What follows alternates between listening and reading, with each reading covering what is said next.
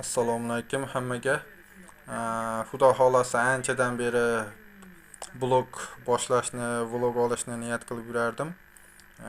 Mavzu har xil, birinchi video uchun har xil mavzular o'ylagan paytlarim juda ko'p bo'ldi, lekin hozir tavakkal birinchi kelgan fikrdanoq boshlashga qaror qildim. O'ch o'ylaguncha tavakkalchi ishini bitiradi deydi-ku. Bunga sabab bugungi kungi bo'lib o'tgan futbol o'yinlari. Mana hozir ayni paytda Germaniya Curaçao o'yinini ko'rib o'tiribman. 2-1 Germaniya oldinda va bugungi o'yinlardan keyin hozir bir fikrlar qaynab keldida, darrov shuni bir vlog qilib yoki reels qilibmi joylab tashlagim keldi. Xullas, bugun Gaiti Shotlandiyaga 0-1 ga yutqazdi. Turkiya kutilmaganda Avstraliyaga yutqazib qo'ydi. Qatar Shveysariya bilan 1-1 o'ynadi. Mana hozirgina Curaçao ham Germaniyaga gol urdi va bu bilan nima demoqchiman? Bu bugungi o'yinlarni da bo'lgan natijalar aniqrog'i shu kuchsiz ko'ringan komandalarning yutug'i. O'zbekiston jamoasi uchun ham qaysidir ma'noda bosim yoki bir shaxsan o'zbek muxlislarni futbolchilarimizdan bo'lgan kutilmalarini oshirib yuboradimikan degan xayollar kelib qoldi.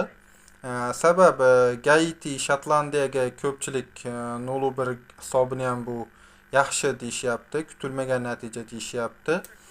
Mana hozirgina Curaçao'ni Germaniyaga gol urishi ham bu anchayin shaxsan men uchun kutilmaganroq natija. Shaxsan men o'zim Germaniyadan 4-0 yo 5-0 hisobda g'alabani kutgandim. Hozircha 2-1, endi hali o'yin tugagani yo'q. Qatarni ham Shveysariya bilan 1-1 o'ynashi ham bu qaysidir ma'noda shunaqa desa bo'lardi. Qatar omad bilan biroz omadi keldi, oxirgi daqiqalarda gol urgan bo'lsa ham.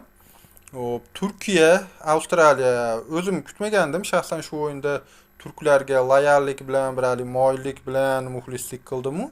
Lekin Avstraliyadan kutmovdim g'alabani, lekin bundoq o'ylab qarasam, o'zim ko'rgan juda ko'p manbalarda ham Avstraliyani outsider, Turkiyani bu guruhni favoriti deb gapirilgandi. Lekin bunday aql bilan o'ylab qarasak, unaqa emas edi ekan. Chunki Turkiya 2002-yildan keyin endi bu yil 24 yildan keyin qaytdi va qaysidir ma'noda deyarli hech bir futbolchisi jahon chempionati tajribasiga ega emas. Avstraliya aksincha, mayli u Osiyo qit'asidan chiqayotgan bo'lsa ham, ketma-ket